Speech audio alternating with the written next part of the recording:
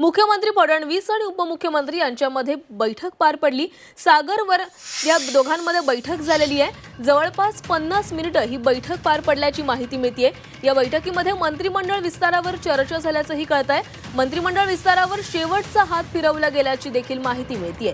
सकारात्मक अशी बैठक झालेली आहे। ज्या खात्यावर तोडगा निघत नव्हता त्यावर तोडगा निघाल्याची माहिती देखील समोर आली आहे। सर्व वाटाघाटी झालेल्या आहेत। तसंच पूर्ण 1 ते 2 दिवसात मंत्रिमंडळ होणार असल्याची देखील माहिती मिळते।